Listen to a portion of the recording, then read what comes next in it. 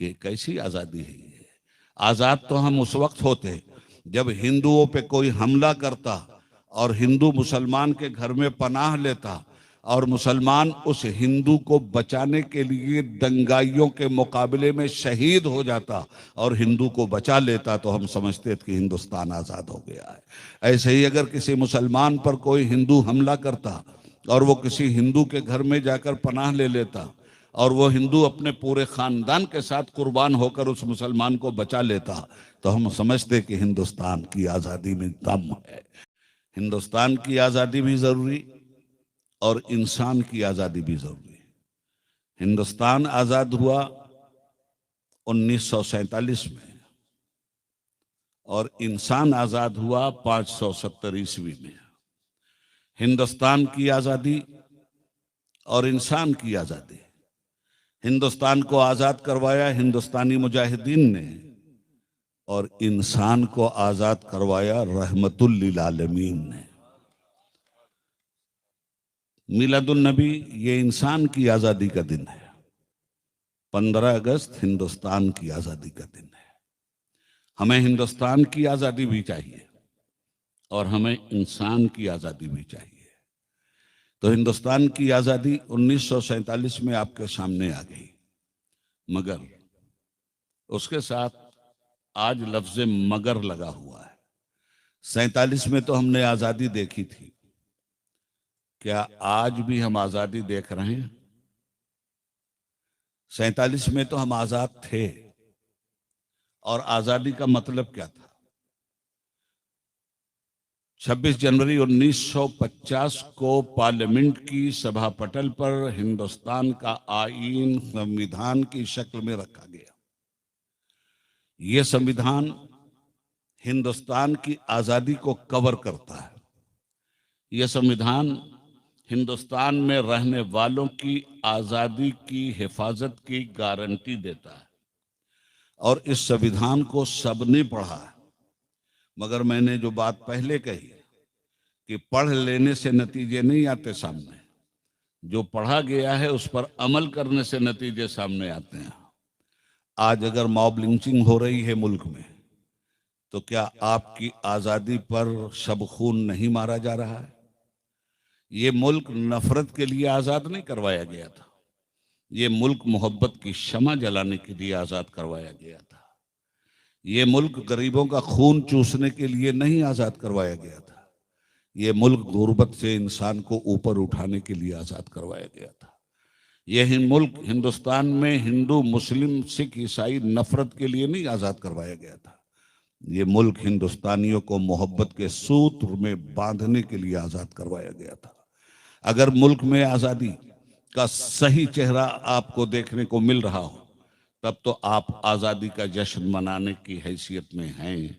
और अगर मुल्क में आज़ादी के चेहरे पर थप्पड़ मारे जा रहे हैं, मुल्क में इंसानों की आज़ादी को लहूलुहान किया जा रहा है, मुल्क में इंसानों की आज़ादी की खूंचका दास्तान लिखी जा रही है, मुल्क में आज़ादी के बाद भी अगर बच्चे यतीम किए जा रहे हैं, मुल्क में आज़ादी के बाद भी अगर नौजवानों का सर फुटबॉल की तरह उछाला जा रहा है, मुल्क में आज़ादी के बाद भी अगर माँ और बहनों की मांग का सिंदूर खुरचा जा रहा है, तो मैं कहना चाहता हूँ कि कैसी आज़ादी है ये। आज़ाद तो हम उस वक्त होते जब हिंदुओं पे कोई हमला करता और हिंदू मुसलमान के घर में पनाह लेता और मुसलमान उस हिंदू को बचाने के लिए दंगाइयों के मुकाबले में शहीद हो जाता और हिंदू को बचा लेता, तो हम समझते थे कि हिंदुस्तान आज़ाद हो गया है। ऐसे ही अगर किसी मुसलमान पर कोई हिंदू हमला करता और वो किसी हिंदू के घर में जाकर पनाह ले लेता और वो हिंदू अपने पूरे खानदान के साथ कुर्बान होकर उस मुसलमान को बचा लेता, तो हम समझते कि हिंदुस्तान की आज़ादी में दम है। मगर आज आज़ादी तो हो गई, मगर आज़ादी किस बात की आज के दौर में है? नफरत फैलाओ इस बात की आज़ादी है, गुंडई करो इस बात की आज़ादी है, हिंदू मुस्लिम लड़ाओ इस बात की आज़ादी है, इंसानियत को लहूलुहान करो इस बात की आज़ादी है, अफसरों का इस्तेमाल करो इस बात की आज़ादी है, मुल्क की सियासत को नफरत में बदल दो इस बात की आज़ादी है, हकदारों का हक छीन लो इस बात की आज़ादी है। आज की आज़ादी क्या है? आज की आजादी इंसानों का खून बहाना है। आज की आजादी बच्चों को अगवा करना है।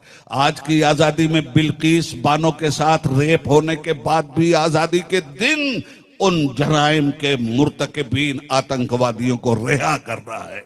आज ये कैसी आजादी है? आज कैसी आजादी में हम जी रहे हैं? क्या इसी का नाम आजादी है? और याद रखना, उबैदुल्लाह आजमी की जुबान पर ताले नहीं लगाए जा सकते।